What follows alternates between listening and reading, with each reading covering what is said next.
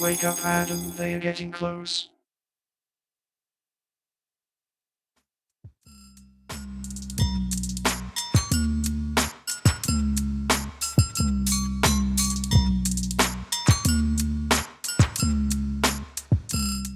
All right, what is going on, guys? It is Adam, a.k.a. Marf, and this is Marfoogle News. Today, we're going to talk about a lot of things in a short amount of time. So if you are new here, remember you can always go over to marfooglenews.com and find a full bibliography. First, before we go into that, I want to remind you about the Pentagon accounting error that just happened. It provides an extra $6.2 billion for Ukraine military aid.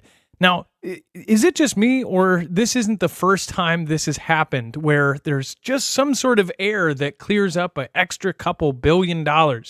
Basically, what this tells people is, oh, well, don't worry, it's not coming out of your pockets. It was extra funds just sitting around. Well, I bet there's a lot of places that would, need a couple extra million, let alone $6.2 billion. Billion. Dex, how did they have an accounting error this big? Apparently, there was an issue in them using replacement cost for the valuation as opposed to book value of the equipment. So because they're now going back and calculating it differently, they're saying, hey, we found an extra 3.6 billion that we can spend on them in the future. How about turning that money back around to us taxpayers? If they've gotten this far with everything we've given them, it's obviously been good enough. So why don't we, take that money and give it back to America, because we're the ones footing this bill. Well, and it would say 3.6. You mean 6.2, right? $6.2 billion. Or is it the, I didn't see the 3.6 here. Well, it was an error of 3.6 billion in the current fiscal year and 2.6 billion in 2022. So yeah, if you add them up, I'm sorry, it's 6.2 billion. But yeah, it's crazy. But it's already wrote off. So they're basically saying, oh yeah, remember that number that we told you? Actually, we didn't give them that much. Wait, or did they give them that much? And then later down the road, we'll find out that this is just not accounted for money.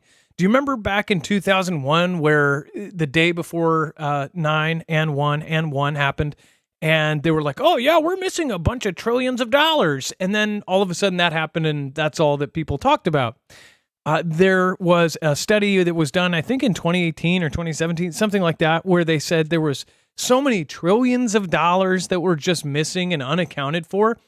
And then things like this happen. It's like, oh, well, don't worry. We already wrote this off, so we can actually just send them some more. $6 billion, and don't worry about it. It's not going to affect you. It said that the Pentagon, so this is the same place that's supposed to keep us safe and everything, made an accounting error of billions of dollars.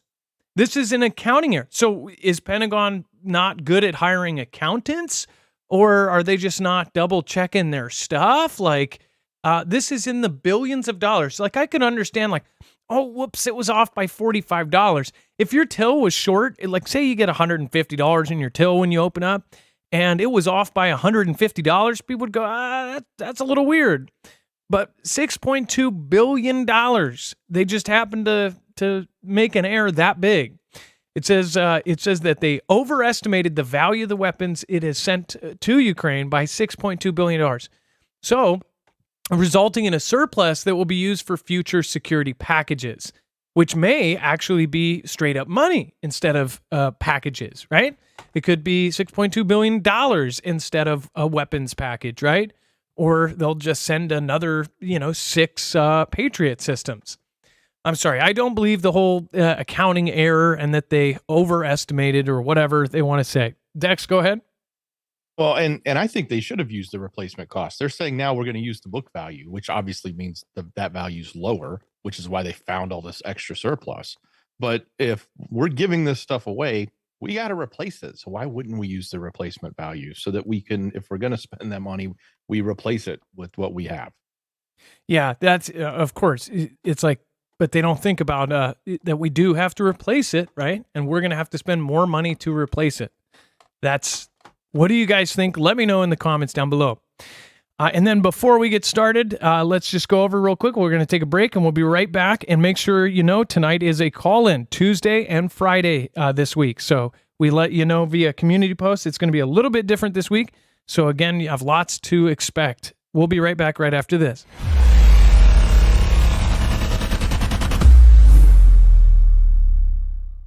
Nothing in this show should be considered legal, medical, or financial advice. The views of the callers can differ considerably and do not necessarily reflect my opinion, Dex's opinion, or anyone else who works with the show. You should always do your own research and consult with professionals. The internet is full of fake news, so please take everything with a grain of salt. If you have not already, it helps us out if you end up going through any of our affiliates, and it helps you out if you end up protecting yourself against cybercrime.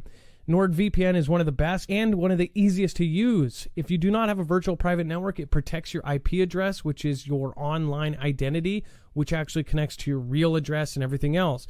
It also connects to you. If you know anything about how they are data logging and basically getting your profiles down, you can prevent that by having a VPN. Nord is, again, one of the easiest.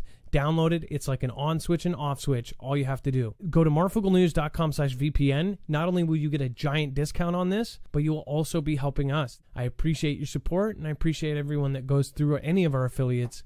Can't say thank you enough.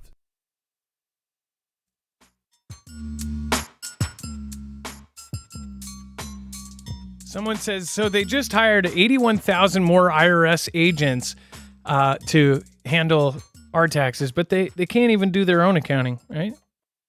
That's a pretty good point. So, yeah, there's a lot of good comments down there. Basically, people are fed up. People are tired of the all of the BS. And, yeah, why would they say this in public, that somebody else said? Well, because then they can explain future packages. They're going to be giving more money and more packages. I don't know. How do you think people would respond if they were just real and be like, hey, we know that not everybody's supportive of this, but we're going to be giving your money to this country and we're going to keep doing this. So just get used to it. I don't know. I almost think people would respond a little bit better. Over on the website, you can look by thumbnail and you can find a full bibliography for all of today's sources. That way you can go check our work yourself. If you don't believe something in the show, then go look at it yourself and see what you think about it. You click on today's thumbnail, China moving on the U.S. Russia's nuke threat is real, according to our president. Go down here, you'll see all of the sources and a whole lot more. You'll, including some tweets that we can't show you here on, we can't show you the videos attached to this, but there was actually a Chinese TikToker that said he was Russian special forces and he was fighting U.S. forces across the line. So they're popping back and forth. And he said, hey, those guys are Americans. But of course, they said he was fake. They banned him off of TikTok and said that all of his videos were deep fake. And they didn't say the faces or any of that were deep fake. They said it was a deep fake filter. So he made it with a computer or something. Who knows? He might have got banned off of TikTok, but he might be picked up by Disney to do their graphic design. Who knows? But apparently there was some other videos that have come out, and Dex got sent them by one of our Dex. Was it Foogle family members that sent us those, or did somebody tag you in them? No, I found that. I found those on my own. I don't remember how. So these videos show what looks, and many have commented that it looks like Bakhmut. And it basically shows these guys, and they're speaking English, and they have green tape, not only around their arm. So there's different tapes that basically they wear different tapes to tell other soldiers that who they're fighting for. I think white and red is Russia, and if it's yellow, blue, or green, it's a different faction of UKR, right? These guys had green, but they also had green over any place where a name would be or a patch or anything like that. There was green tape all over. So that some said that was TDF or the Territorial Forces or whatever, so that those are possibly volunteers. But you can see in the video they're speaking English, they're whatever else. So some think that those aren't volunteers, that those are they're just saying they're volunteers and really they're special forces from somewhere else. Now, they have kind of admitted to some being there, and they said that there are American troops that are training for certain purposes and this and that. But this is like a full-on battle, and you can see between the two videos, there's actually quite a battle there, and they keep running from house to house. At the very end, you can see, or at least verify, it's something either Russian or Ukrainian, where they go into a house, and it looks straight up like a building that's all dilapidated, blown up, and in the basement is what looks like a daycare. It has a bunch of kids' toys laid out, but the front part of it's just been obliterated. So they actually go in there at the very end of the second video. So you'll see that, and you'll see the writing on the wall, and it looks like a mural, and it straight up looks like it's from UKR. So people are questioning that. You can go judge for yourself, but if that's the case, why it's important is if there are soldiers there, then that's a big deal. Especially if, say, 5 or 6 of them, like what's pictured, if they all get taken out, it's a lot harder to explain that. And they could say, oh, they went AWOL from the services and went and volunteered, or it could start World War III. So, and then there's, of course, James O'Keefe put out a new video on Voldemort of companies there. So make sure to go check that out. Tons of stuff. We'll talk about that at the very end. Thank you for everybody that has already popped in. Disabled Batman, thank you for subscribing. Carl Robinson, thank you for subscribing. And as always, if you subscribe during the show, we will give you a shout out. Just real quick, I did want to say another word about Louis Stanning. Said that lost his uncle who was like a father. So rest in peace. That was James Moreland, passed away on Father's Day. So I'm so very sorry to leave that. And I actually left that in the scroller there for tonight. The scroller also has the phone number for tonight's show. So if you want to call in live, the number to call is 2244-00-MARV, otherwise known as 2244-006273. So it's right there, and it will be scrolling back around. So China reportedly in talks to build military training facility in Cuba. What do you guys think about this? So there have been a few of our military members that said that this is no bueno. They believe that obviously Cuba is really close to Florida. There have been a lot of odd events regarding Florida and Alaska and even Washington lately, as far as and the West Coast ports. And they're wondering if this is going to be some sort of staging area. But again, what do you guys think? It says China is preparing to construct a joint military training facility in Cuba, potentially putting Beijing's troops less than 100 miles away from American soil. The facility, the establishment of which under discussion, but not yet a done deal, may house Chinese and Cuban forces as the two nations head towards an agreement that has caused unease among current and former U.S. military officials. The Wall Street Journal reported on Tuesday. It said the report emerged one day after Secretary of State Anthony Blinken wrapped up a visit to Beijing, where he met with Chinese officials, including President Xi Jinping, but failed to secure the reopening of a military-to-military communications between the two adversaries.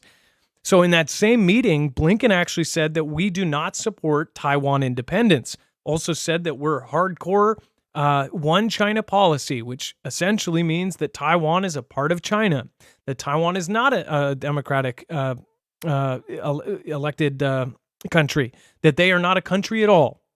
So that's total conflict of subjects there, because obviously JB, our president, twice has said, oh yeah, if they go in there, we're going to protect them. So people are really starting to wonder what the hell is going on, who is actually in charge here. What was a gaffe and what is a psyop? What is, something they just said to try to get maybe communications opened up? Don't know.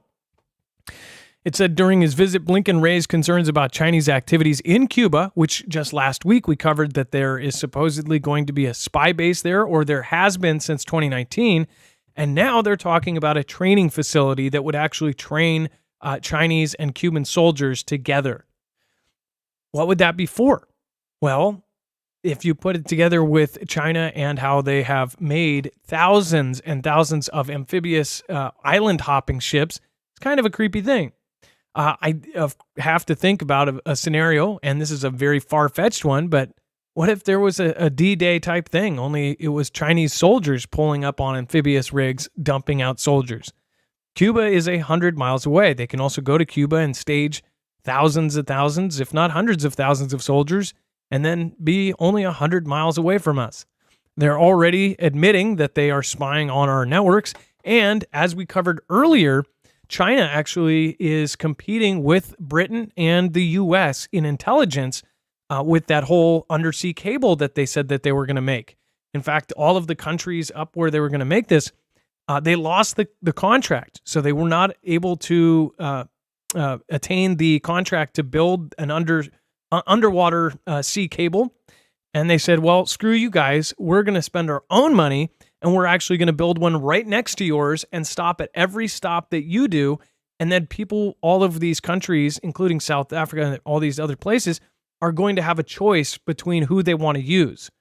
So they will be able to pick China or the U.S. Now, why would they want to pick China over the U.S.? I don't know, but they're saying it's so that the U.S. and Britain and all of these places don't spy on them. Now, for us, we would be like, you know, we're already being spied on or whatever, but other countries that haven't signed up yet, they might actually say, okay, actually, that's a good idea. But they're just now then they're going to get China spying on them instead of us. But there's a lot of moves being made, and these are big, big moves. Give us a call. Tell us what you think about this. And also, if you want to bring up all of the stuff going on in Canada and Mexico, go ahead, call us at 2244-00-MARF. That's again, 2244-00-6273. And then U.S. urges China military dialogue despite rebuff to Blinken. It said that the United States on Tuesday pressed its call for military communication channels with China despite the request being rebuffed during Secretary of State Antony Blinken's trip to Beijing over the weekend. Establishing a military-to-military communications was essential to reduce frictions beyond the two global powers. Sarah Barron, a White House National Security Council's director for China and Taiwan Affairs, told reporters briefing about the trip. Says, quote, "This is absolutely critical way for us to manage competition, crisis communication, ensure that there is not miscommunication or misperception about each other's intentions." It says, quote, "We remain willing and able at all levels to meet and call on China to respond appropriately to that." During Blinken's visit, the first to China by a U.S. Secretary of State since 2018, the nations agreed to temper rivalries to avoid conflict, but there were no breakthroughs. So our military still do not talk. There will be no direct calls from military unless it's from Milley. I assume that he still has a cell phone number or two. But again, they said that they're not opening up some sort of line of communications. It said China cited U.S. sanctions as an obstacle to military dialogue, which Blinken said that he repeatedly raised with his hosts and would continue to push for. Chinese Defense Minister Li Shangfu has been sanctioned since 2018 over the purchase of combat aircraft and equipment from Russia's main arms exporter, Rosoboronexport. Rosoboronexport, or Rob's Robot, whoever knows. And lack of open channels between both nations has prompted international jitters with Beijing's reluctance to engage in regular military-to-military talks with Washington, alarming China's neighbors. So, again, let us know what you think in the comments down below. If you're military, again, let us know your opinion. We've got lots of military in our audience right now. What do you think is going on with this? What do you think about how they totally flip-flopped and now they're saying that they're pro one China policy? I'd love to hear your opinion. Pedro Carrero, thank you so much for subscribing just now. And thank you again, Steve-O, for subscribing as well and following over on Rumble. All right. And give us a call, 2244-00-MARF. Down grab Republican team to limit Chinese purchases of U.S. farmland. A bipartisan pair of senators hopes to limit China's ability to purchase farmland in the U.S. and force the U.S. government to consider stripping some Chinese and foreign landowners of their real estate.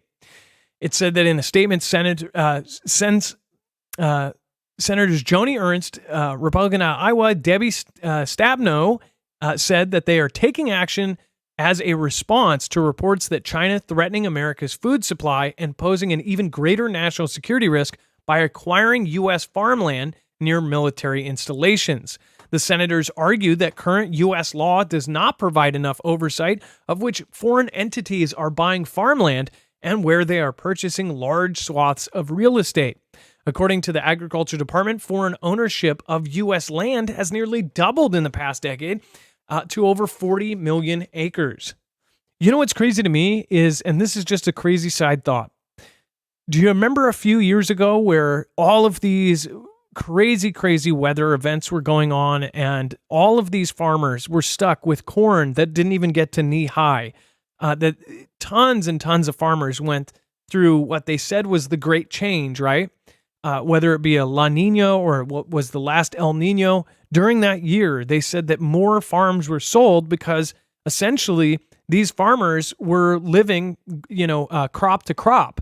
And if they missed a whole crop and they didn't have some sort of huge savings, then they may go bankrupt. In fact, a lot did. We knew people that had problems during that corn cycle. And guess what? Well, what if somebody comes along right at the right time and says, hey, we'll give you $10 for your $1 an acre land, and we'll give it to you in cash right now. I bet you a bunch of these farmers ended up selling their land like Yellowstone style to some big developers from China. And the more and more that this happened, again, the more and more land we have owned by foreign countries inside the U.S., our farmland, which would be, one of the most important things out there as far as being able to feed ourselves and being resilient, is now being sold overseas. That's not a good thing, especially when once it's theirs, they can choose where they take their food and where they take their supplies. They can choose to take it home. Is it any coincidence that, of course, China has been hoarding all of the world's wheat, or at least 55% of the world's wheat, 45% of the world's corn? Again, there was several things that they had a huge percentage. They have 20% of the population, yet they have 55% of the world's wheat and 45% of the world's corn. There were some other stats there that were pretty alarming. Not to mention they control over the antibiotics and lithium and all of these other things and manufacturing, everything else. But they also have huge stockpiles. They're also buying up gold like there's no tomorrow. Literally like there's no tomorrow. So what is going on here?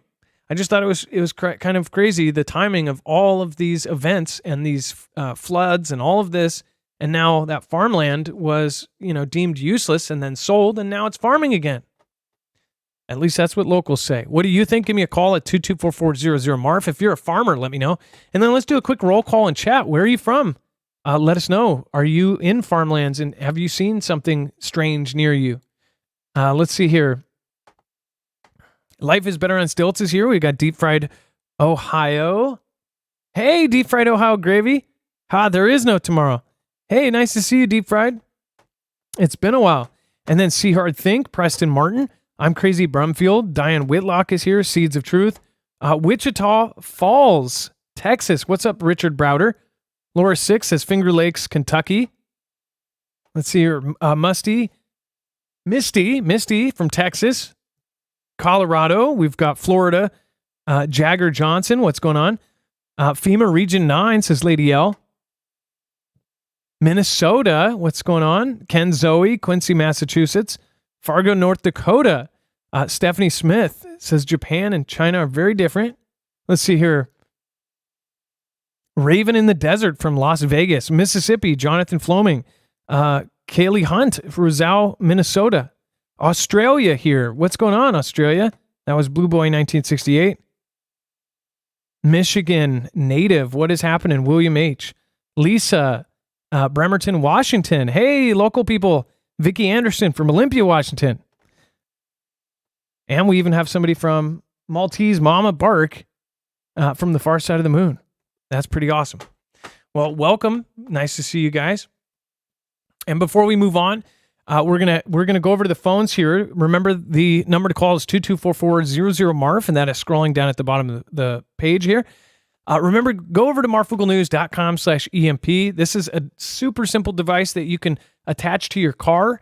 This is so easy. You can do the red to the red, black to the black on your battery, and the green to the frame of your car.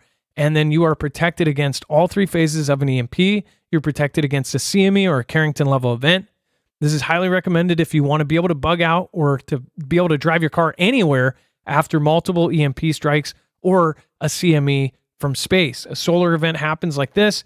They say 90% of us would perish if our grid went down for any serious length of time. That is not because we'd be taking each other out. That's because all the infrastructure would go down and we would not have drinkable potable water. So along with this, one thing that you really should have is food and water and supplies. And again, we have tons of creators all around us. All of our friends on marfooglenews.com/friends can tell you exactly how to prep and what to get as far as food goes. So make sure to also go check out marfooglenews.com/friends. But this device can protect you. Again, they make several different kinds, and you can get one to pretty much protect anything that you would you would want to keep running, like your solar systems, your generators, gas generators, your homes, your RVs, your vans, your motorcycles, your boats, even your ham radio. So make sure to go check it out, marfooglenews.com/EMP. You'll get $50 off per device when you go through our code, and you'll be supporting our independent channel. We literally are on our own. We don't have any support besides the Mafia. And again, we don't have a multi-channel network. We have you guys. So thank you guys, and much appreciated. Hopefully someday, for those of you, you'll thank us. And then let's go over to the phones. So let's see here. It looks like we have Rob, a first-time caller, and let's get Rob on the phone. Rob, you are live on Marfoogle News. Rob, are you there? Hi, are you there? Yes, I am. Yeah, I'm here. What's going on, Rob?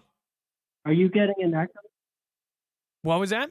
Oh, I'm just Yeah, I'm calling. I moved from Vermont over to upstate New York, and I've been a long-time listener of yours. And this past September, I wound up getting sober, and things are making a lot more sense. So I just kind of was calling to apologize if I ever said anything in the chat or hurt anybody or anything like that. And I've kind of listened, and you stuck with me, and that goes to show that you're a really nice guy. And I figured I'd just let you know that. So it's kind of like a gentlemanly call. Oh, well, thank you, Rob. So as far as like, so like we didn't boot you or anything, even when you were a jerk, right? Is that what you're saying? Right. Like I had some timeouts, and there's probably been some times when, I was so drunk that I probably don't even remember what I was saying. So. Well, that's all right. So the old school rule was we always gave everybody 3 like big chances. And the thing is so you've been here long enough to know, like, it's like the kick the cat thing. People are everybody's going through really hard times. So when something bad that happens to a person, then that person, say, might end up in a community like this, where it's online, there's tons of people around you. You might treat them badly because you're having a bad day. I think more people need to realize when somebody is being rude to you, it might be because they're going through something horrific. And the more that we all understand that means when we have bad days, they're going to understand we're just doing it because we're cranky. And then you do the same. I mean, like, right. It's better to be nice all the time, absolutely. But we're humans. Yeah, and I think that's one of the best qualities of the channel. And I really am impressed with the amount of information that I can get through you and all that good stuff. Like, you're creating a good community and a good fam. And if there's anybody else out there that needs help, it's just, it's out there. You can do it. And I did it, and it was tough, but I made it through, and I'm not looking back. So it's really been a good thing. Now, do you know about the lifeboat? Do you know about the lifeboat channel? Yes, actually, I do. I do go over there and listen to them every once in a while. I don't really chat over there much, but I'm kind of like one of the guys that has to do it on his own a little bit. Like, I did get some help through my doctor's office, where I had counselors like calling me for the first month or so, and that was super helpful. But I'm not the type of guy who can go to AA or something like that, because it just makes me want to have alcohol more.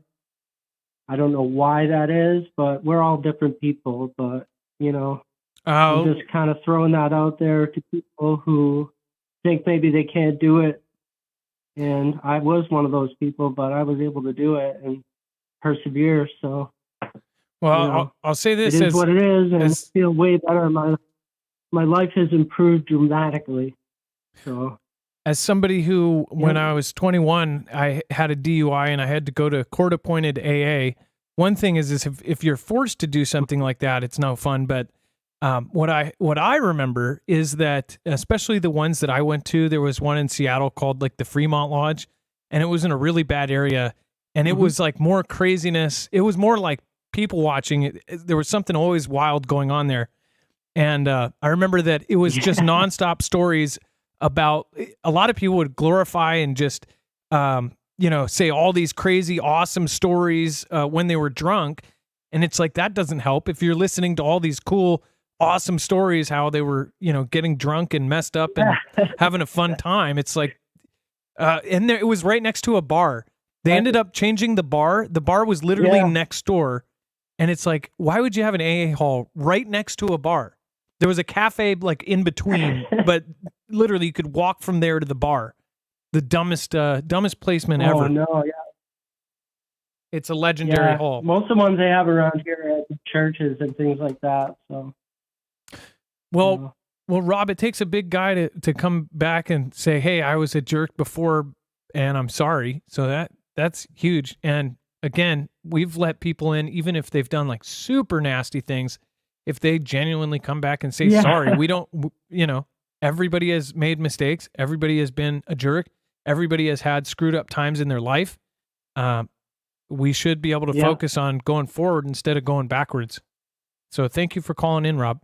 Yeah, definitely. Thank you. You have a good night. Thank you.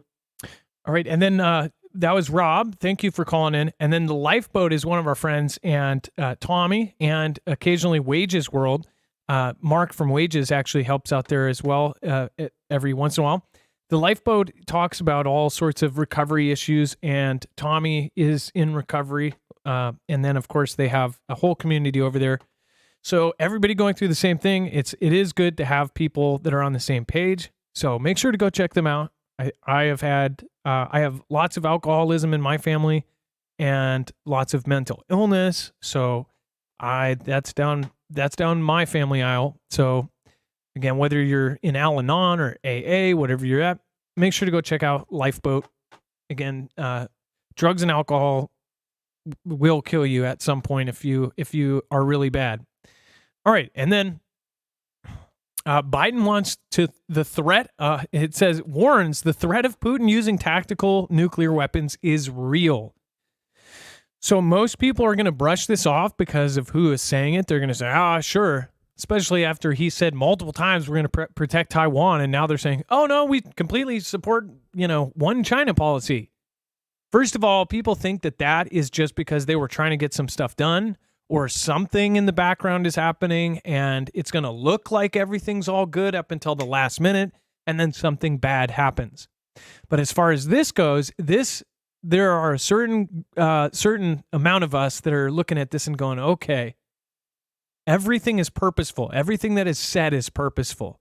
So for him to say that the risk is real, are they setting this up in our heads before some fantastic Freddy event happens?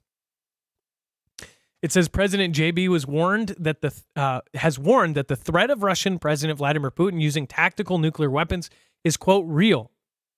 Is this to scare us? Is this to further the narrative? Or is this actually, a future kind of showing the cards of what is about to happen? It says the comments made Monday came as UKR pressed with its counteroffensive to reclaim occupied territories just days after the Kremlin began deploying the weapons to Belarus. President JB denounced Putin's move to station tactical nuclear weapons in his close neighbor and ally as totally irresponsible on Saturday, and on Monday, he seemed to reiterate his concerns about Putin's threats. It says, when I was out here about 2 years ago saying I worried about the Colorado River drying up, everybody looked at me like I was crazy, Biden told a group of donors in California on Monday. It says, they looked at me when I said I worry about Putin using tactical or nuclear weapons. It's real. So the same way that they looked at him when he said that, and of course, as you may know, Colorado River dried up, which was probably on the teleprompter. And this is probably on a teleprompter, if you really think about it. And by the way, if you watch the clip of that, he's like, everybody looked at me like he's reading it. So just think about this. Every presidential speech is rote, and he might go off on a tangent every once in a while, and when he does, because he says some stuff that doesn't exactly go with the narrative, or it's just completely unrelated. We've seen this more than a few dozen times. It's not like a left-right thing. It's like anybody can observe that there's been just as many gaffes as George Bush and as T-Man and as any other president, like super mistakes, saying the wrong country when they're in that country, all sorts of things. straight up calling people dog and pony soldiers or something, just tons of stuff. Kids crawling up their legs, whatever it is. But we've seen some big ones. But is he saying this because he knows something? Was this off teleprompter, or was this something that was wrote for him?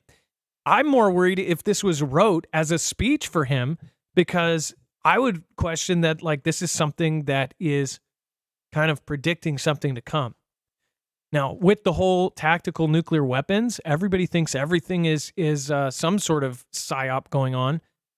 But at one point in the back of our heads, we have to wonder if he does get beat, and if they are telling the truth and UKR is pressing in with NATO infrastructure and they're actually beating Russia back, then Russia, it would seem that they would probably do something. And a tactical nuke wouldn't affect a giant area. It would affect a smaller area, and it might turn the tides. We don't know, though. We don't know what is actually happening here. Now, we did see that Russia set it up to where they said that since they were sending depleted uranium shells to UKR, that NATO was sending these uranium shells, he likened that to a nuclear device. Says that those irradiate people, cause cancer, does this, they're bad things, right? And they are. But he said that he likened it and he made it into some way that he said, that's basically going nuclear, right? And said, well, that means we can do it. Then this whole thing with him transferring these things to Belarus, and now Belarus is saying something like, the only way we'll use them is if something happens to us. Well, just watch. Something's going to happen. And then all of a sudden, tactical nukes get fired. And tactical nukes aren't going to end the world, but they will probably start World War III. Because if something like that happens, the whole world community is going to see some horrible footage. And this is just my prediction. And people can go, you're always negative and you have a bad point of view of the whole world and I'm sick of it. That's fine. This is my opinion. You can have your own. My opinion is I think that in the future, near future, we're going to see nonstop coverage of a tactical nuke, just one or a couple, and that tactical nuke will be like a Beirut, it'll be like a Tianjin, it'll be like a boom, boom, boom, and it's just huge. And they replay it from every other angle. They'll show you from 2 states over. Look at the lights, the sky light up. And they will replay that over and over and over again. It will be on every TikTok video. It will be on every short. And then that will get everybody behind, like, we got to go in there. That's just my opinion. What's yours? Let me know at 224-400-MARF. That's what I foresee. I have a feeling. But my feelings don't matter. Again, feelings aren't facts. My feelings, you can't go by feelings for anything, including making laws or offending people. And then Russia's Lavrov baits NATO on hybrid war in UKR. They want to fight. Russian Foreign Minister Sergei Lavrov on Tuesday clapped back at NATO opposition to freezing the conflict in UKR and said that the support for Kiev was a tantamount to their direct involvement in the conflict. It says, quote, if NATO, through the mouth of Secretary Jens Stoltenberg, once again declares that they are against freezing, as they say, the conflict in UKR, then they want to fight, he told reporters, according to Russian media outlet TASS. Well, let them fight. It says if they declare at the same time that they are not waging a conflict against Russia, but in fact they are doing exactly that, recognizing that without pumping the UKR regime with weapons, without providing intelligence data, satellite information, goal setting, the Ukrainian situation would have already ended. This is actually a recognition that they are a direct participant in the hybrid conflict declared against Russia, and indeed the hot war. So understand and read, really, you don't even have to read between the lines. Read the lines. He's saying that this is a hot war between the U.S. and Russia. He's just saying it in a roundabout way. He's saying that they just admitted this with the thing that we covered yesterday, which essentially says Jens Stoltenberg, the NATO head, said that, we don't need to freeze it. We need to keep going, and they need to go as long as they can, get as much land as they can before going to the negotiation table. That they were essentially against freezing the conflict. Not to mention any and all of this weird stuff going on with NATO and the defense plan getting turned down by Turkey. Something is brewing. And at the same time, the nukes are being moved to Belarus. What do you guys think? Let me know. 2244000 Lavrov's comments were in response to remarks made by Stoltenberg Monday from Germany, where he warned against allowing the conflict in UKR to become a frozen conflict. It says the more land the Ukrainians are able to liberate, the stronger their hand will eventually be at the negotiating table. He said during a press conference, we all want this conflict to end, but just peace cannot mean freezing the conflict and accepting a deal dictated by Russia. Basically saying, yeah, this isn't the end. We're not going to stop. And we're not going to stop if it means that there's going to be a deal from Russia. And that's all that's being put out there. That's the only option. So essentially, it's going to keep going on. Oh, and then in that same report talks about a multi-year package that is being put together. Why would you need a multi-year package unless it's going to go multi-year? Seems like it makes enough sense to me. The Israelite, thank you for subscribing. Bible Talk 777, thank you for becoming a member. Stephen McMahon, thank you for the $5 super chat. Trinity, thank you. Lewis Dennings this week. Ray the Way, Carol, Stealth Mode. Let's see here. Rumbile the Clown, thank you again. Scott Lebone. E Font, thank you for subscribing. Nick Giamarino, thank you for subscribing as well. And again, thank you, Pedro and Carl. Thank you. OceanGate took 8 hours to report missing submersible after it lost contact. So if you weren't aware of this whole crazy thing going on with the submarine apparently, and we covered this yesterday, is a 5-person tourist sub that is actually being used for some sort of expedition. And the CEO of the company was actually in the sub with 4 others who could be tourists that paid, but they're also part of this expedition. And they went missing down at the Titanic. Their goal was to go down to the Titanic and do more research, get more footage, possibly get little things. Whatever it was they were doing down there, they were at the Titanic. At first, they said that it may have gotten stuck inside the Titanic. Some of the Titanic has holes in it where they could get a small submarine in. Prior, they had actually autonomous drones that went in, and just the pressure from the water being put out by the propellers had some of the Titanic collapse in a previous thing back in like late 90s. So I could see that happening again. Titanic is actually getting eaten up by the ocean, and they say in so many years it will be basically a blob. The steel is being eaten away. Everything is just dissolving, right? So they're trying to do as much as they can. The picture that I saw was posted, I think it was the latest one, says that this was like the 5th expedition. It was Expedition 5 or whatever, or V. Well, it's been missing. And they, at most, if they have their emergency kind of air containers, if they have everything, they have at most 4 days of oxygen. And it's already been 2 days. And possibly even longer than that, because it apparently took them 8 hours to report it. Why this is fascinating is because it is a submarine that normally people can book for $250,000, go down and do something like see the Titanic or something like that. You have to be very rich to go, oh, I want to spend $250,000 on a 10-hour trip, right? Well, now it's missing. They don't know where it is, and there's still really no update. They're in murky waters. It's low visibility, and they're not finding these people. So the fascinating part about this too is that everybody watching it, it's kind of like those kids that were stuck in that cave after it flooded. It was like everybody's watching, going, these people may die. Dex, go ahead. Yeah, they have actually covered like this a size that's larger than the state of Connecticut, like 10,000 square miles. They do not have a robot in the water yet.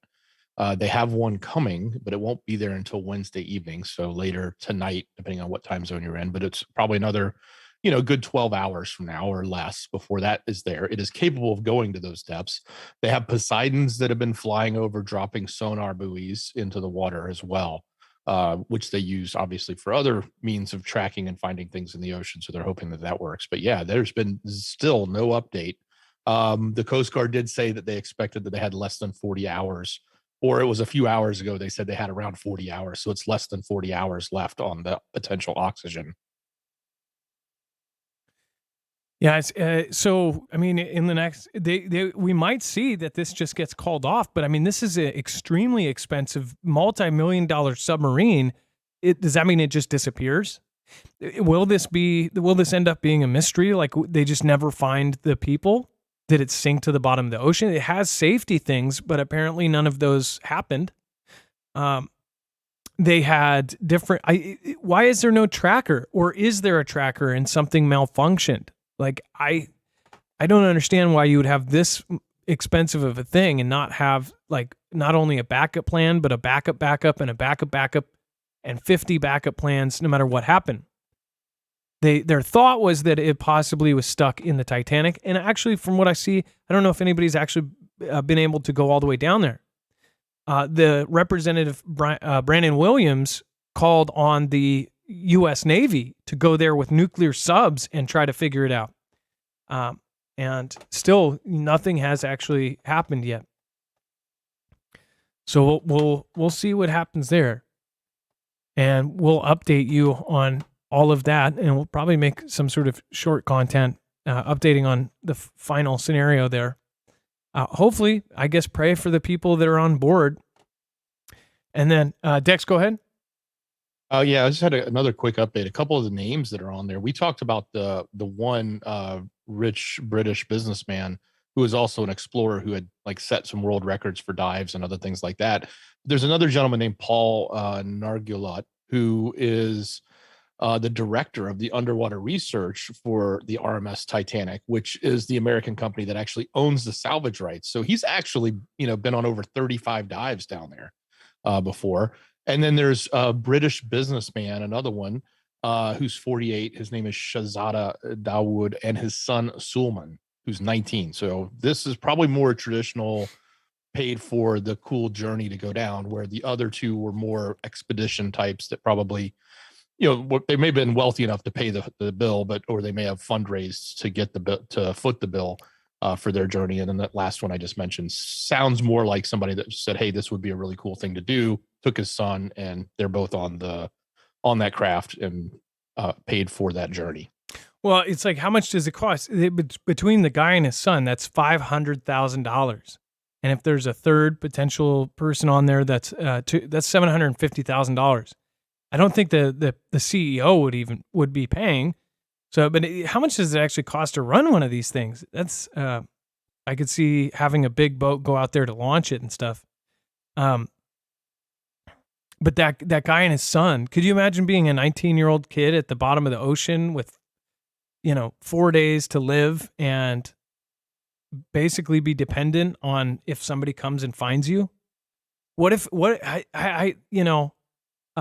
they get super close, like they roll right over the top of them and don't see him or something? Like, this is probably going to turn into a book or a movie, no matter what the result is.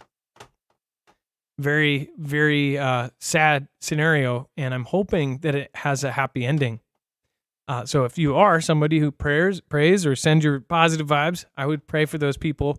That is the worst way to go. I've told you yesterday, that's my worst fears. It's being stuck in a sub or buried alive. That's like the two top ones for me. All right, we're going to go to Joe, a first-time caller out of Pennsylvania. Joe's going to get into the call system. So, Joe, you can pop on. While we do, make sure to go check out Energy. These are the solar generators that we recommend. The Flex 1500 is probably the best for most people. Again, this is a modular system that can be expanded. Just like Lego, they actually click in. The input and the output is on the top and the bottom of the battery. So you can actually stack these, and you can actually stack them up to 5 high and expand it up to 96 batteries. So it can either be a portable unit where you can take 1 to 5 batteries with you and throw them in your truck and go somewhere with it, or you can make it an entire wall of lithium-ion battery backups and make it a full-on solar system. They even have the ability to mod it so where it can change the overall performance. You can actually add a supercharger that allows it to plug in, again, 12 solar panels instead of 4. And you can even turn it into a UPS system or uninterrupted power supply. With the new Flex UPS rapid charger, not only does it change it into a UPS, essentially meaning that when you plug something into it, say a fridge into this, and then this into the wall, you can have it stored somewhere, and then when the power goes out, it will immediately switch over to the backup power. Just like where you would think like in a hospital, when the power goes out, everything switches over to the backup generator. So that is what this is capable of now with the UPS rapid charger, and it is capable of charging each battery in about an hour per battery. So depending on how many batteries you have in, so you can plug it into the wall. These are solar, so as long as you have some panels, you will have unlimited power supply. You don't need to store noxious gases, and you don't have to pay $5 a gallon for that gas. Again, most people can't store fuel anyways, especially if you're living in an apartment. This is a really, really amazing unit. They're built like trucks, and they most definitely feel like one. These things are amazing. Go check them out. And there's also the new Tactical, which was actually designed by the Air Force Research Laboratory and Energy. So the military actually helped design this one so it could be up to their standards. It actually has heaters built into every battery for extreme cold temperatures, fans for warm temperatures, and then, of course, you have the 1,500-pound latches, which basically means these things could fall off a truck well connected, and they'll stay together. And then, of course, they have water and dust resistance and all sorts of other great features, including even a ground port on the side there, which you can see. Go to marfooglenews.com/energy, INERGY, and make sure to use the code Marfoogle to get a savings and to help us at the same time. Most people that already have this already know it comes in handy. Every time you lose power, you can stay home instead of leaving to a family member's or go to a hotel. You can just keep rocking. marfooglenews.com/energy. All right, Joe, you are live on Marfoogle News. What is going on and how are you doing? Hey, not bad. Thanks for having me on. I have one point, but I was just listening to you guys talk about that submarine thing, and I was watching your video earlier about the underground sea cables. You think that there could be any connection to that? Maybe they're using that as an excuse, like not saying that the thing isn't a situation, but maybe they could be scouting to make sure those cables are all right. It was just a thought popped into my head right before I came on. You know, it's funny. I swear my wife made the same suggestion there. So wait, you're saying that you wonder if something happened to them because of the cables, or say that again. Or if they're going to use that to, okay, these people are missing, and then send out scout teams. I don't know where those cables are ran under the sea, but it could be an excuse to check out what's going on down there without drawing too much attention. Oh, like that? Like almost like a cover story. Like instead of it's just speculation. Instead of going to the Titanic, they went somewhere else, and then something happened to them. Yeah, like you were saying how they were Russia or whatever could be looking at the underground sea cables to do something. My wife suggested the same thing. Like the same part of the sea. Yeah. I don't know either, but and that's what I said. I don't know if it's in the same area. Yeah, I think it's just something that, maybe keep in the back of people's heads, like just to keep an eye out. But the reason I was calling was I've been following you guys for about 5-6 months. One of my buddies showed me the show, and I've been awake for like 13 years, and I follow a lot of similar things that you guys do. So I'm a big fan of what you guys do, and I support you. I've been seeing all these videos of like military movements on TikTok, and like Benny Johnson, he's a pretty big independent journalist. He had a video come out, and I've had like people that I personally know message me over the past 2 days. And I was just wondering what you guys like know about it. What's your take on it? Is some of this stuff legit? Is it internet hype? Well, there's a couple. Most of them are legit. It depends on what time they were taken, where they were taken, why they were taken. The Ospreys, they said it was to prepare for the VIP visit by Biden. But as far as Biden Biden as the president can't ride in an Osprey, so they would have to be escorts. They would have to be landing Ospreys in a suburban neighborhood because they're bringing in Marine One. So Marine One would have to land, and then also Ospreys would come with them. Why would they spend that kind of money and bring Ospreys and Marine One? I could see Marine One, but bring Ospreys with it to land in such a a suburban neighborhood. Like, it literally was right there. There was no open fields. It was a very small area where it landed. Besides the video that was actually put up, the two videos that were originally put up, those were both absolutely real and both in the last week. But the thing is when something like this happens, it caused definitely a lot of people to take advantage of all of the older videos that were up, and then they post that to try to catch the train of virality.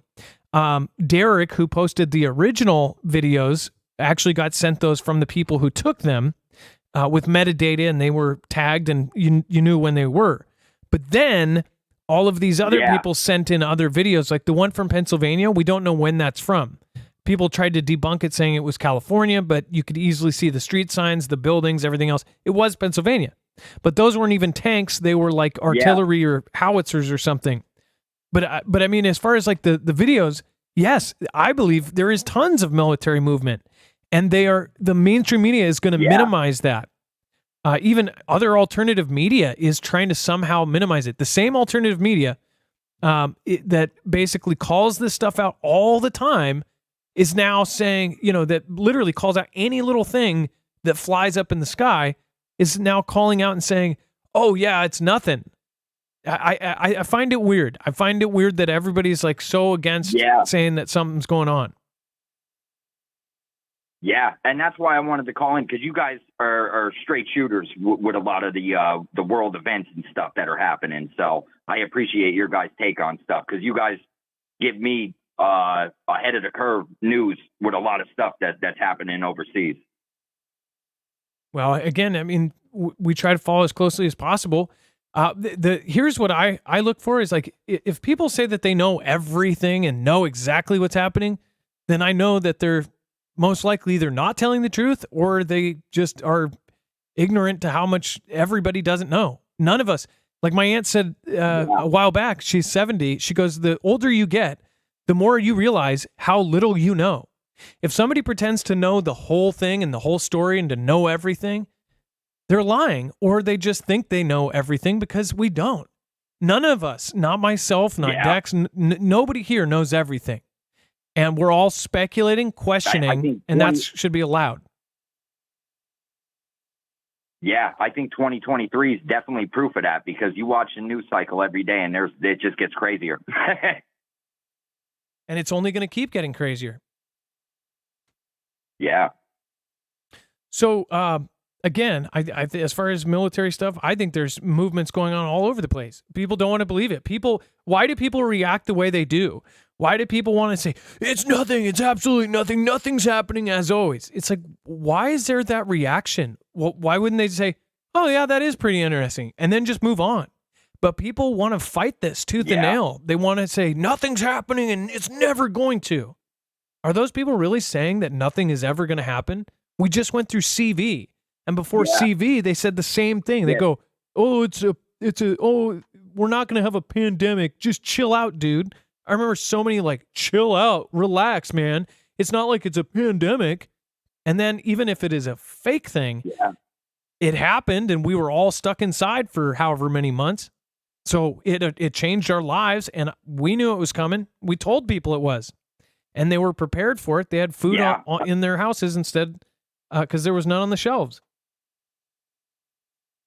Yeah, I remember back in late 2019, one of my buddies was sending me videos from China, and I didn't even believe it at first, because they were pretty wild. And 4 or 5 months later, the whole world changed. And it was like, sometimes people don't want to believe it, because reality is a lot crazier than some of these movies. The movies are based on what's really happening. They just hide it in symbolism and stuff. Well, why are people? I guess there's a lot of brain training that goes on that people are just against it. But why are people so against? They think that if you say the end is coming, that you're the crazy person on the corner. But then the people that are actually following this stuff very closely, they do see an actual pattern, and they can prove it if you give somebody enough time. Like if you give us enough time, I bet you if I sat with somebody for 3 or 4 hours and show them a kind of a timeline of what I've followed over the last few years, and if I went through the archive stuff that we've covered, I bet you I could convince them that something is not only coming, but it's imminent. And I used to think I used to say, oh, maybe it might have, but now I don't really care if I lose people because they think I'm a fearmonger, because it doesn't matter. Yeah. It's what I think and it's what I'm prepping for. And this whole thing is talking to people that are like-minded, that are thinking the same thing. They get to choose the content they want to watch, and they get to choose to vibe with the people they want to vibe with. If they don't vibe with somebody, don't watch them. Yeah. If you don't think I'm right, then don't watch it. Watch the people you think are right about this stuff. Yeah, no, I totally agree, man. And when I first woke up, like I said, I'm from Pennsylvania. Me and my buddy used to do like a little radio show back it was his show. I was more of his tech guy.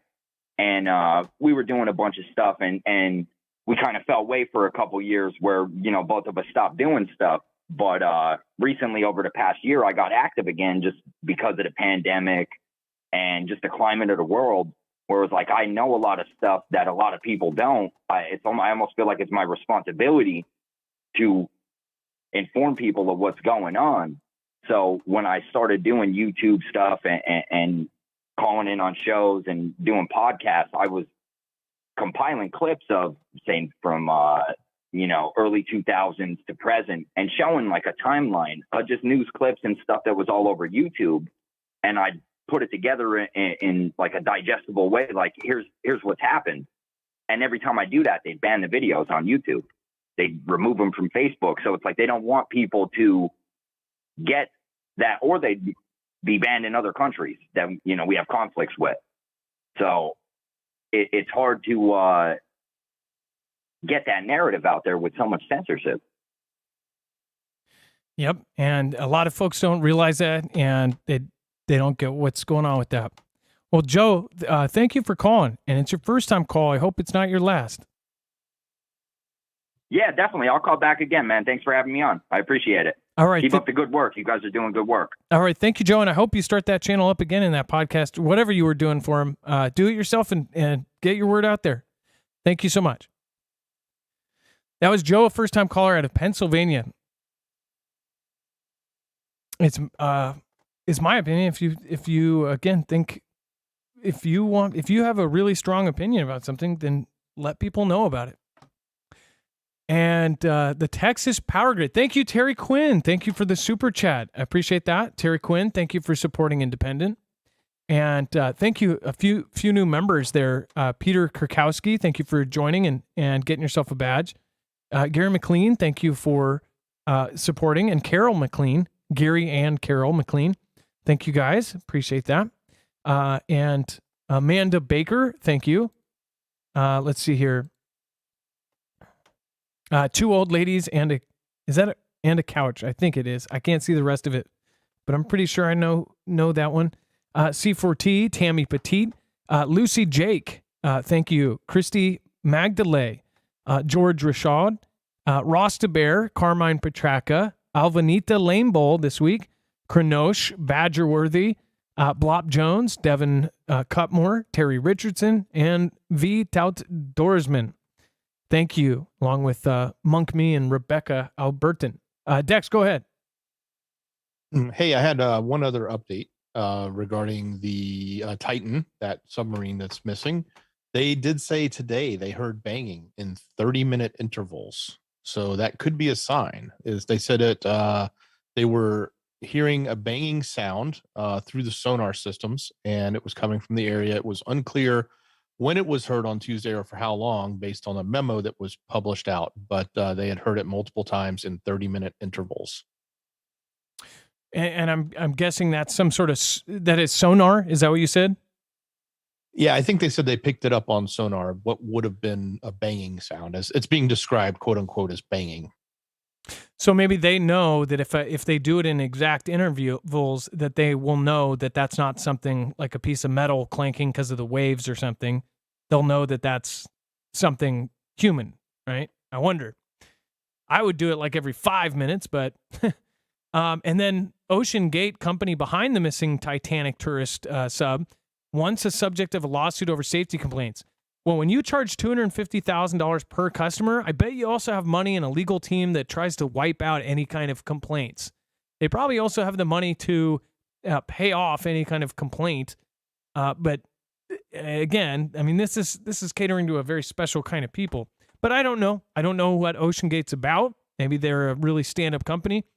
But apparently they had some sort of problems with safety complaints, which I think it would be, as advanced as some of these submarines are, you would think that a lot of things could go wrong.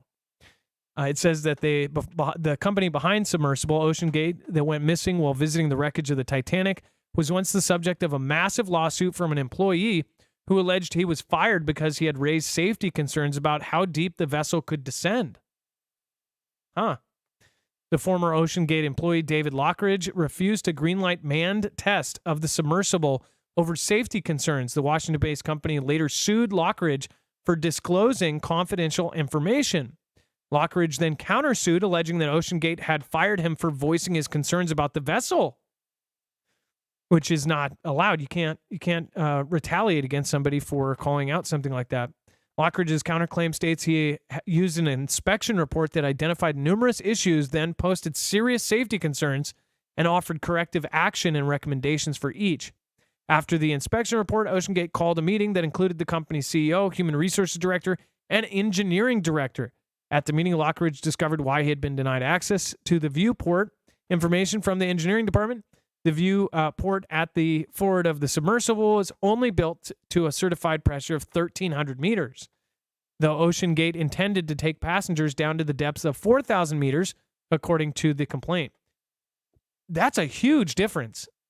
Certified pressure of 1,300 meters, and they're taking it down 3 times that much.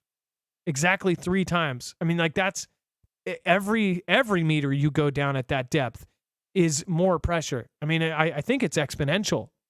So is that something that actually happened here? Don't know. And as Dex updated, they are now hearing some sort of 30-minute bang, bang, bang. And then Texas Power Grid asks customers to cut electricity use as heat wave scorches southern U.S. Here it has been, we had like 1 week of sun and then boom, just went to rain and crap. But apparently Texas is the opposite. You guys are dealing with some of the craziest heat wave.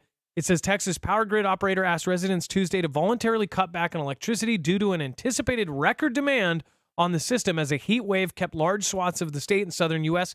in triple-digit temperatures. It says on the last day of spring, the sweltering heat felt more like the middle of summer across the South, where patience was growing thin over outages that have persisted since the weekend storms and tornadoes caused widespread damage. In the Mississippi capital, some residents said Tuesday that they had been without power and air conditioning for almost 100 hours, which is longer than the outages caused by Hurricane Katrina in 2005. Entergy Mississippi, the state's largest electric utility, said its crew had worked 16-hour shifts since Friday, but some officials expressed doubts about its preparedness. High temperatures in the state were expected to reach 90 degrees on Tuesday. The delay in restoring power has caused significant hardship for the customers, and it's unacceptable, said Brent Bailey, a member of the Mississippi Public Service Commission and the state's energy regulator. The request by the Electric Reliability Council of Texas, which serves most of the state's nearly 30 million residents, was its first of the year to cut energy consumption. Said it was not experiencing emergency conditions, but it noted that the state set an unofficial June record on Monday for energy demand. So if it's this bad in the beginning of June, you can only see where this may go if once it really kicks into summer, especially with the potential, the big El Nino situation that's happening right now. And then lasers enable internet backbone via satellite may soon eliminate need for deep sea cables. So sort of rolling on the back of some of the stuff we've been talking about. They are possibly talking about lasers actually communicating long distance information. Optical data communications lasers can transmit several tens of terabits per second, despite a huge amount of disruptive air turbulence. ETH Zurich scientists and their European partners demonstrated this capacity with lasers between the mountain peak Jungfraujoch and the city of Bern in Switzerland. This will soon eliminate the necessity of expensive deep-sea cables. The backbone of the internet is formed by a dense network of fiber optic cables, each of which transports up to more than 100 terabits of data per second. 1 terabit equals 10 to the 12th digital of 10 signals. Between the network nodes and the connections between continents take place via deep-sea networks, which is an enormous expense. A single cable across the Atlantic requires an investment of hundreds of millions of dollars. Mind you, though, what's funny is they could have thousands of these things for the same price as what they just sent to UKR for a week in the war.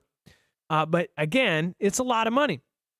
And they say that they announced that there are currently 530 active undersea cables, and that number is on the rise. Soon, however, this expense may drop substantially. Scientists at ETH Zurich, working together with partners from the space industry, have demonstrated terabit optical data transmission through the air in a European Horizon 2020 project. In the future, this will enable much more cost-effective and much faster backbone connections near Earth satellite constellations. Their work is published in the journal Light. So this is a trip. If they are actually going to start doing lasers, I wonder what the health concerns about these are going to be. Or is it not going to affect us at all? Is it going to be from Mount Rainier to Mount Hood? Is that how they're going to transfer information, is through the sky and through lasers? Dex, what did you think about this from a technical standpoint? Like this sounds pretty trippy, but it doesn't sound it's going to be anytime soon. Oh, that's okay.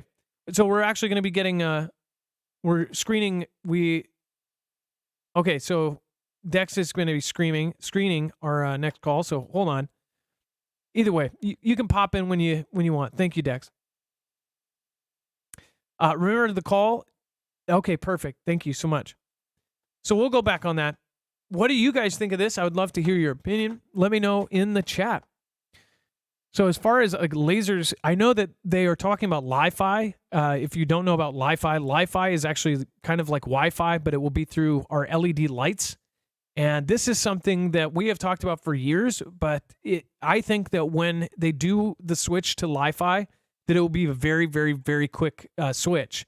Many people don't even know what Li-Fi is, but essentially it's like a Wi-Fi. It's faster than Wi-Fi, and it would actually be emitted by LED lights. So imagine if you're in a mall in the bathroom and the bathroom lights, or the fluorescent bathroom lights are there. Well, that light would actually be the source of the internet. So you would have essentially anywhere there was a street light, anywhere there was any sort of light source at night or during the day, it would be the actual internet source. They also worried that this Li-Fi, in the way that it's a different kind of system, would also be able to track where that information is going and where it is connecting to. So imagine if you were, say, I don't know, a world government and could literally track the movements of every cell phone or every person that's connected to this stuff. And anytime they were pinged, it would literally have kind of a live map of where everybody was moving. That's what some people think that Li-Fi will bring, on top of, the addition to all of the crazy smart devices that are in everybody's homes with cameras and all of that. So kind of a trip. I think about where does this fit into that? And let's see here. We're getting our last caller on here. And it looks like Dex is going to be popping them in. So Dex, while you get them on the phone, again, I'll just remind you, make sure to go over to marfooglenews.com/prep. You can get 25 years shelf life food, freeze-dried, that will last over 2 decades for a huge, huge discount. You get $200 off right now. on a 3-month supply of freeze-dried food, all sealed in Mylar bags and then double sealed in buckets so you can store it wherever you would like. Go to marfooglenews.com/prep. Again, that's a huge discount that you will get with our code, and you'll be helping us at the same time. That's marfooglenews.com/prep. And also make sure to go check out marfooglenews.com/friends. There are tons of great channels that will tell you how to affordably prep. In fact, I was just talking to Survival Living. He may do something as far as like if you are on a budget, and just hypothetically, he says even if you can do $5 or $10 a week, or even $5 or $10 a month extra, just take $5 or $10 and try to get some extra supplies. I suggested if you walk into the store, if you can only go to a regular store, what would you buy? So he might actually let us know about all of that and like what to get. If you're on a real budget, what do you physically go get? What do you get week 1? What do you get week 2? What do you get in 6 weeks? What do you buy? If it is it canned chili? I know somebody who I saw their supplies, and it was like 500 cans of chili, and I'm like, dude, you can't live on just chili. So I'd love to see a video that explains that to people, because I know that I'm not an expert on that. I just get canned foods. So we might be doing something like that, and we're going to be collaborating with Joseph from Survival Living here in the next couple days. And then congressional Republicans livid about Hunter Biden plea deal, slap on the wrist. So if you didn't know, there was some actual changes here, and this was rumored, and people didn't know if this was actually true. But it says Republicans in Congress were hardly satisfied with the penalties Mr. Hunter will receive in light of his plea deal on federal charges. News broke on Tuesday that President JB's son will plead guilty in 2 misdemeanor tax charges and enter a diversion agreement on a felony count of illegally possessing a firearm as a drug user. Mind you, this gentleman is still traveling the world with the president right next to him, going and shaking hands with the world leaders. And he was basically high with a gun that he wasn't supposed to own. The deal is likely to keep Hunter out of jail, and conservatives held this up as evidence of their recent gripes about the alleged 2-tiered system of justice between the D's and the R's.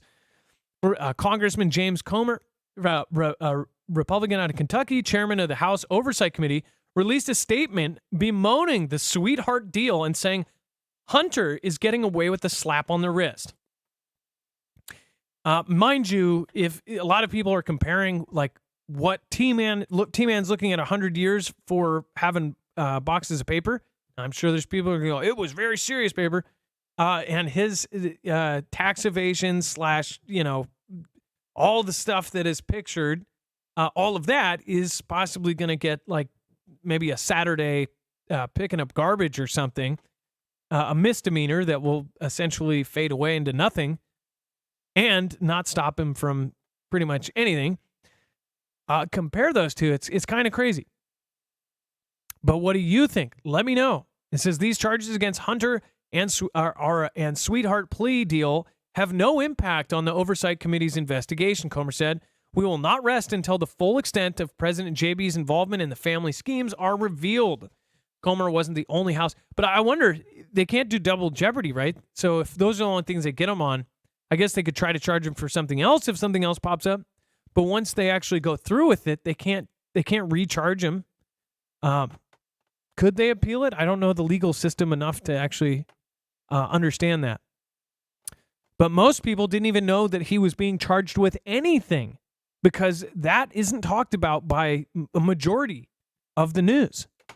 So, did you even hear about this? Did you know that there was actually something coming to Hunter's table? Not many people did. All right, let's get Carl on the phone. Carl is a first-time caller talking about nanotechnology, apparently in the Bible, from Oklahoma. Carl, you are live on Marfoogle News. One more second, Adam, and he'll be live. I'm working on it right now. Okay, Just perfect. literally 20 seconds or less. All right, no problem. And just a reminder, you can go over to marfooglenews.com/friends. And who I was talking about right here, Alaska Prepper does a great piece on Payday Preps. And then Survival Living is, of course, another great one. This is who we'll be collaborating with this week. And so those are two great channels as far as prep for, on a budget. So those are both really good channels to go to. And then if you haven't already, make sure to sign up for our email list over at marfooglenews.com. You can sign up for email alerts, and you can also sign up for notifications directly from us. YouTube's not sending them out. Some people get their notifications like 3 days later. So make sure to sign up for ours. It's very easy. Once you go to the website, just press yes. Normally, you probably know what they are. On most websites, it'll pop up and say, would you like notifications? Ours are just when we go live. So just keep that in mind. All right, Carl, you're live on Marfoogle News. What's going on? I wanted to let you guys know that the war that's going on right now is not what we need to be looking at all. This is all biblical. There are things happening between different powers, and there's a force that's trying to take over everything, and it's doing it in a very, very rude way. Now, I've got a group called Morgellons Biblical Cure, and it's in Facebook.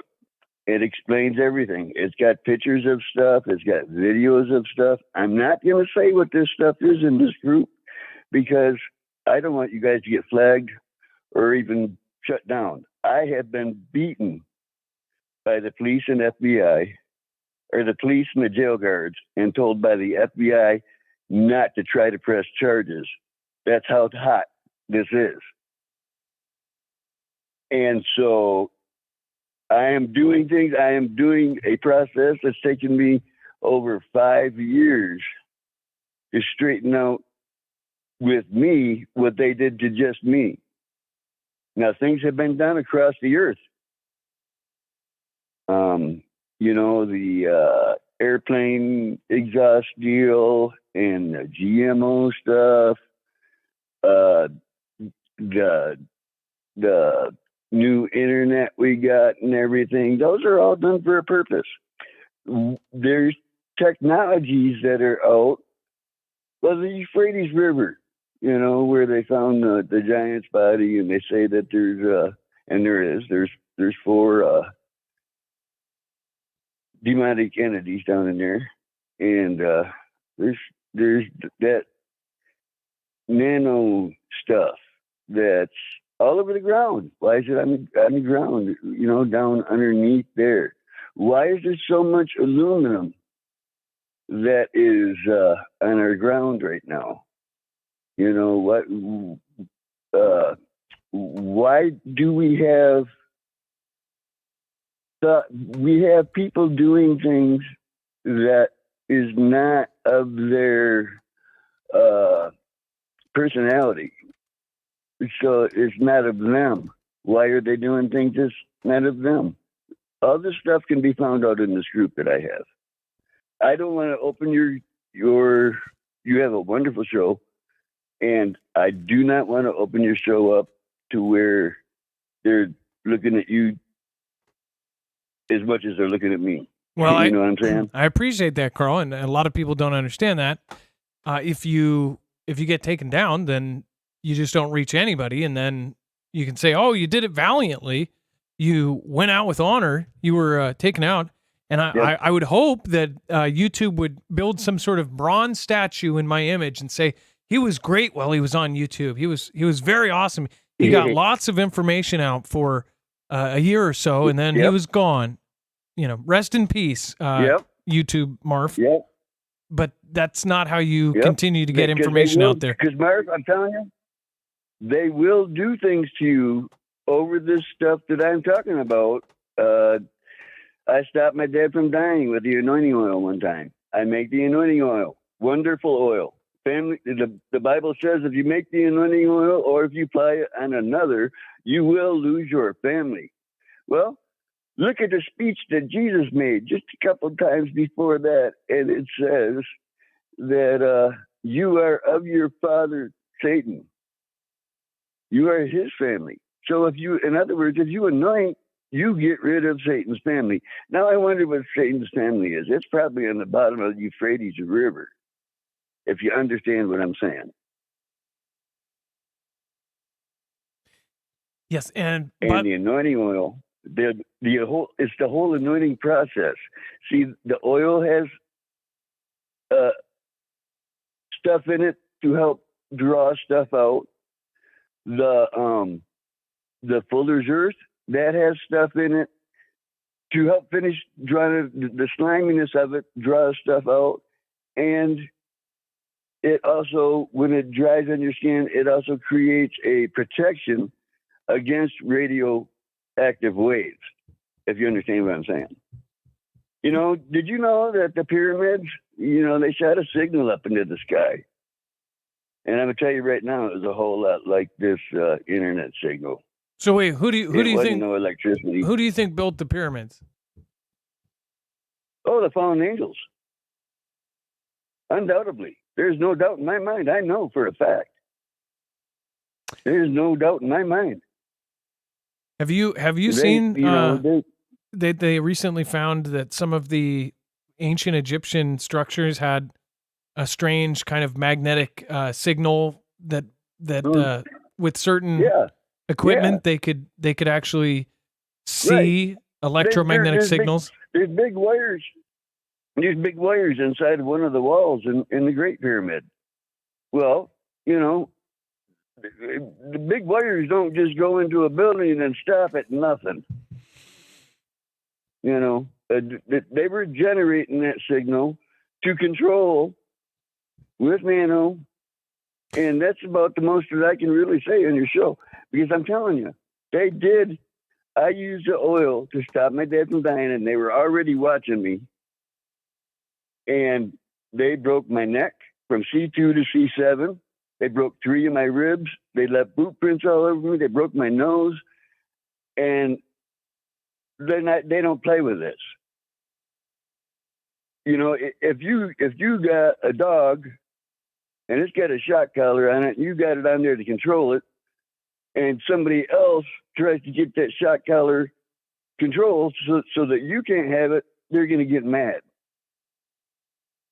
Because they don't want you to have the control of their dog, if you understand what I'm saying. I do. And Carl, there's some great comments here about as far as the pyramids and all sorts of there's things that they just don't understand. Why to this day do we still not understand how they did the pyramids? The size of the bricks, the structures that they made back then don't make sense now. I think it's because they had a lot more than they did now. Fallen angels don't use their hands and feet to build. They just don't. They got ways. There's magic in the world. There is. I see it. I do it. Believe me, I know. I've stopped people from dying. I've stopped cancer. I've stopped dementia. Parkinson's. Matter of fact, I was doing really good with my dad, and people can be controlled.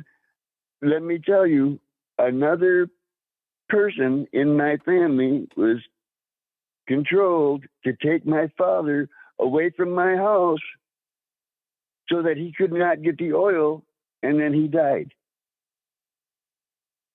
This is what they do. They don't care about what they're going to do to people.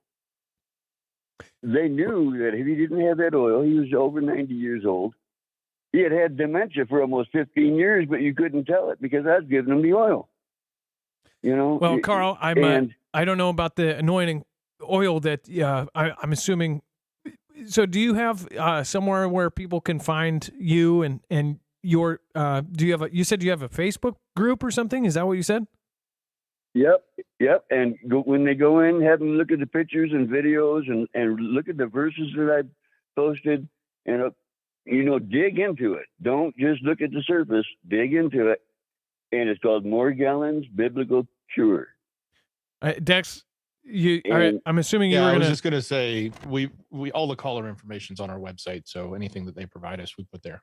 Yeah. So if again, we Okay. always attach, if you have any information or want to share something with the Foogle fam, we'll end up putting it on the website too. So then they can find out exactly And what you're if you guys talking about. ever want to get, if you guys ever want to get a hold of me, Dexter's got my phone number, and even anybody in the group, if they have problems, have them get a hold of you guys and get my number, because I don't have a problem talking to people. I don't care if I get beat over it, because all I do is I go back home, put my oil on, and I'm good to go again.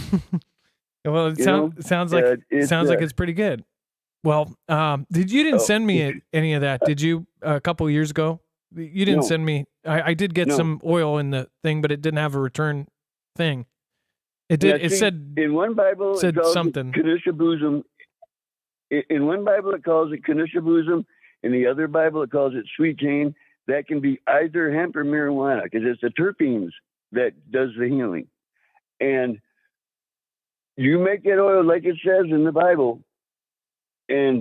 But you have to remember, it's a training process, and it's a way to straighten your life out. You will lose sin from your life if you listen, because you have to go through this process and learn and become what he wants you to become, or else you're just going to make yourself go through a lot of misery for nothing. And let me tell you, if you decide to anoint and cleanse, you will be in severe pain for probably at least 3 to 5 years. I'm not done yet. Carl, I've been going 5 years, but I'm getting real close.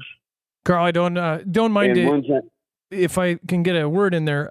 I don't mean to cut you off, but we are running out of time, and we're way over time for the call. I understand. But we have attached your site over on our website, so everybody will be able to find you and find information about what you do. And I appreciate your call. Okay. Thank you so much for calling in. Thank you. All right. You be blessed. All right. Thank you so much. Have a good night, Carl. Bye. Yep. That was Carl from Oklahoma. Correct? Yeah. And first time caller. Don't make it your last. Call in anytime, Carl. Bringing up some of the things that he talked about, the pyramids. There's a really fascinating piece on some of the things that they did, obviously with the stars and how it aligns and how they were able to use the sun. There were some things where they built things that were just so advanced, it doesn't make sense. Some say that the Library of Alexandria may have had all sorts of proof of advanced things back then. They have, ancient Egyptian hieroglyphs of what looks to be a replica of a light bulb, like they had electricity possibly, right? At least this is what theorized. And what's so crazy is depending on who says it, it's, tinfoil hat, but then you can have History Channel or A&E do like whole Ancient Aliens episodes on this stuff. And what's crazy is I've seen Ancient Aliens and these shows on TV, they cover the same stuff we cover, but it depends. If you go just a little step further, they'll go, oh, this is not right. They can talk about it all they want, but if you talk about it in the wrong way, you just get shut down. It makes me think. It's like, I think you can really find out what might be real by what immediately gets shut down. Because if it was so silly and they didn't think it was real, then why even bother if somebody's screaming from this? Nobody stops somebody screaming silly like ducks are coming to get us, or ducks are coming from Mars to eat us up. Nobody's going to shut that down because nobody's going to believe it, right? But if somebody is saying something and they're like, whoa, this hurts us, then they will shut it down. I can't believe we're in a day and age where the people are essentially saying that speech is dangerous, right? This is being pushed, and the more it's straight up that way, and slowly it's adapting to where people are saying speech is dangerous. You have to have both sides of speech. You have to have opposing viewpoints. And somebody says, well, when are you going to have this point? First of all, I can put my viewpoint out on here, and somebody, if they have an opposing viewpoint, they can start a channel and put their viewpoint out there. But the thing is say if we all put out our own viewpoint, some of those viewpoints get shut down like that. And then their bank accounts get shut down. Their PayPals get shut down. Their everything gets shut down. That is wrong. Even if you think it is the worst opinion ever, it should be heard. Because guess what? We know that humans have made mistakes in the past. If you go back, think about what they thought 500 years ago, or think about what they thought 200 years ago about women's rights, about rights for African and every other color race, right? If you weren't white, it wasn't a great place for you, right? Think about that. And that was law. They had a law that said that you could have sex. If there wasn't an opposing viewpoint that said this is wrong, then how would that have changed? So I don't understand why they're saying that certain things are just that we cannot have heard, right? We all know it's BS, but the more that they just repeat it into the heads, and then they knew that this would be a generational change. That's why they changed the schools. That's why they changed everything this has been going on for 30 years. When people say this is a long-term thing, they are not joking. Look at our youth. Look at what they think. And if you think in 2019, they were talking about the V. In 2020, they were talking, in the virus. 2020, they were talking about the. In 2021, they were talking about the police. All this. Now 2023, now everybody's talking about this whole movement. Every year, they're basically just giving people what to spew and what to talk about and what to be concerned about. When the main thing that we should be concerned about all of these years is being able to speak about the opposite of whatever they're spewing. If you cannot say the opposite, even if it's bad, it's horrible, it's the wrong thing, that's the thing. They're basically saying you should be able to say the opposite thing unless it's just completely morally wrong. But who's to judge what is morally wrong? There are people saying what they are saying is absolute and they need rights to a huge part of the population and to a huge part of the religious population, which should be protected. Whatever your religious beliefs, we're supposed to be protected.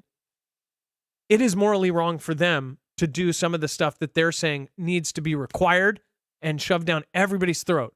One right violates the other right, and that shouldn't happen. So I think there's going to be a lot of really crazy change in the next year, 2 years, and it's artificially pushed. It's dividing us. We need to stop getting triggered at all costs, and I mean literally at all costs. Stop getting triggered by each other. All these people saying, stop getting triggered. Just listen to other people's viewpoints. I will listen to your viewpoint. Again, let's try to work together, even if we can't work together. You Are Soul, thank you from Australia, says you are real. Oh, well, thank you. You Are Soul, I appreciate that. Terry Quinn, thank you. Thank you again. Terry Schertz says that Grand Awakening is a great documentary just out. Have you seen it, by Mickey Willis? No, I have not. I've heard about it. People are talking about it on Twitter right now. And then Tennessee Mountain Girl just read on I-24 News that there's been underwater banging near the Titanic. Tennessee Mountain Girl, I'm assuming it was you that actually brought that to our attention. Every 30 minutes is what they said, correct? So that's pretty trippy. And then Terry Quinn again. And then Rhonda Everett, thank you for subscribing. The Israelite, thank you for subscribing. Pedro Carrera. And there's others. If you did subscribe and it doesn't pop up for me, I'm sorry. But usually I do call out all of the new subscribers. Thank you guys. Okay, Dex, if we can, let's quickly go through all of the web only, and then we'll get out of here. Absolutely. Don't go anywhere. It's not over. Head to marfooglenews.com. Click on the thumbnail for the show, or open up the show notes link down below in the description. It'll take you to this webpage with everything that we just talked about, all the links and references. At the very bottom of the page is the caller information. We update that in real time as we're taking the calls. And anything that they shared, like links, will be there. So if you're looking for that's where you may find them. But also, wow, I'm sounding at it. Are you there? Oh, I'm so sorry. Were you a woman? I was, and I was echoing into my ear, so I couldn't talk. It only works for you, Adam. It doesn't work for me. No, I think they did hear it. I think it just echoed back. No, to it you. works for them. You just can't talk when you have a delay. Hitting you right back, it messes you up. That was not on purpose. Like every other word, I'm like, I can't finish my sentence. I don't know what I'm saying. No, I'm so it's sorry. good. No problem. What did it sound like to you guys? Was it a woman? I think it was on the woman. Oh, it was the woman. I heard it. I could hear it bouncing back to me. That's what was throwing me off. But anyway. Sorry. Ooh, it's a live show. Anything can happen. And then I looked down and I saw the woman's head on my stream deck, and I go, "Oh gosh, I totally screwed you. I'm sorry." Yeah, it's all right. I hadn't gotten very far, but look, all the caller information's down below. But in the middle there, And that's it was the orange loud. bar, Sorry the about that. overflow section. That's where you're gonna find all the rest of the story. So You were a screaming I lady. love the nicknames that are coming up in chat are hilarious, guys. Love you all. Look, there's a lot going on in addition to what we've covered tonight. So check out the tweets that are there, specifically that video that is purportedly of U.S. or potentially Americans that are volunteering, as some are suggesting, but they're in the middle of the battle. So go take a look, but listen to what they say. Tell me if that doesn't sound like Americans to you. They do to me. And that's there. A lot of other content that we have there as well. I think there's one other thing coming from James. You tweeted that one out too, right, Adam? The James video. I think that's there as well. So that's a new one with the Black and the Rock. So check that one out. You got to see it. Okay. The rest of the story that's happening, though, we do have additional updates on our current president's son and what the actual charges and all that are. So if you want to learn more about it, I know we covered a little bit of it. There's a new date set for the federal case against the former president. So that's going to be in August. So that's coming up. That all of that coverage around the political spectrum, including, the back and forth with Gavin and Ron is there.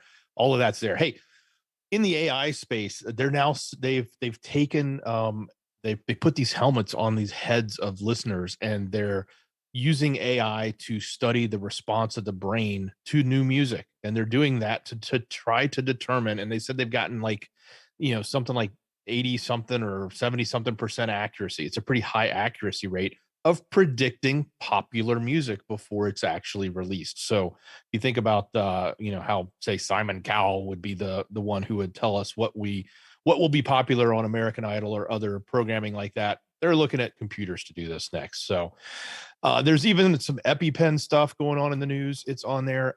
Tate was in the news as well. So there's updates on him. We do have some updates with the events in UKR. Some space stuff going on. Some eerie lights they're seeing on Jupiter. If you want to know what that is, it's on the website. Go take a look. And another storm brewing. Actually, not another. It's going to be the beginning of the season. So the first big storm, I believe it had a name that was the alphabet B. So it must be the second storm. I don't remember the name of the storm, but I do remember seeing the letter B. So that will be happening and heading into the Caribbean, and then eventually, I guess, into Florida if it makes it that far. Brett.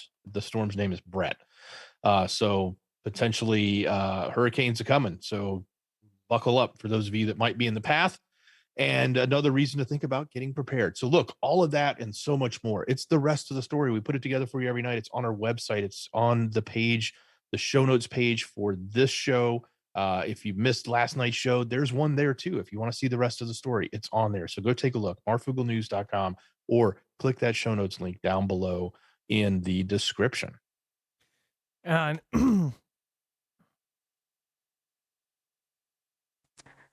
And thank you guys all very much for coming. I appreciate all of you. And as always, I will be in the library. have a good night, guys. Be safe, be prepared, and Marf out.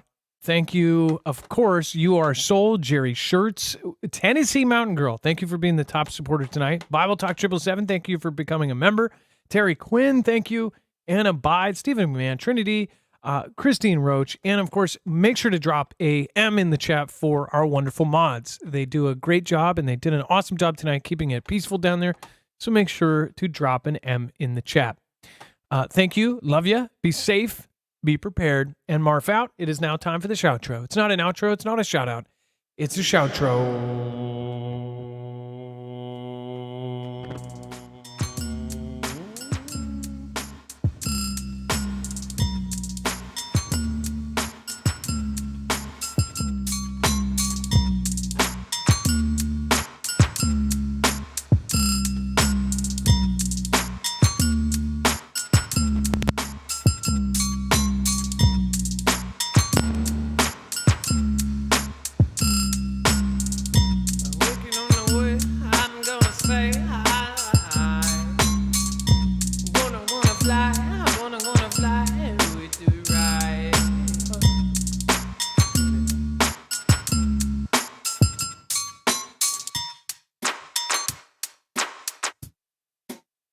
Tennessee Mountain Girl, thank you for being the top supporter tonight.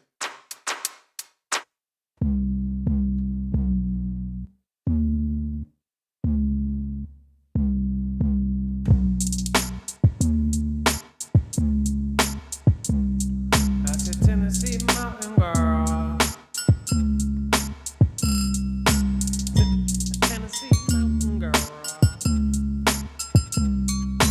Tennessee. Tennessee Mountain Girl. Where are you? Tennessee Mountain Girl.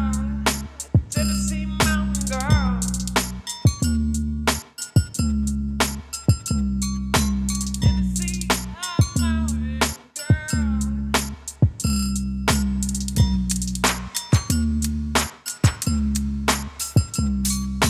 Thank you, Tennessee. I see. I'm out here, mountain girl. Thank you, Tennessee. Thank you, Tennessee. Thank you, Tennessee. Mountain girl. Thank you, Tennessee. Thank you, Tennessee. Thank you, Tennessee. Mountain girl. Thank you, Tennessee. Thank you, Tennessee. Thank you, Tennessee. Mountain girl. Thank you, Tennessee. Thank you, Tennessee. Thank you, Tennessee. Mountain girl. Thank you, Tennessee. Thank you, Tennessee. Thank you, Tennessee. Mountain girl. Thank you, Tennessee. Thank you, Tennessee. Thank you, Tennessee. Mountain girl. Thank you, Tennessee. Thank you, Tennessee. Thank you, Tennessee. Mountain girl. Thank you, Tennessee. Thank you, Tennessee. Mountain girl. Mountain girl. Thank you, Tennessee. Thank you, Tennessee. Thank you, Tennessee. Mountain girl. Tennessee. Mountain.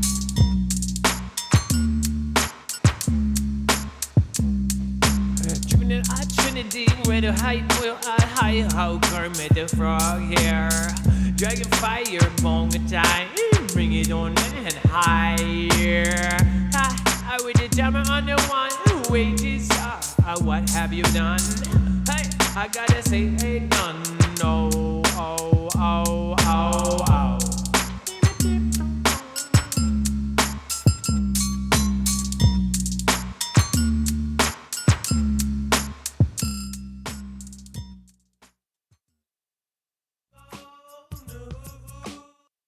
All right, let's make a fresh one.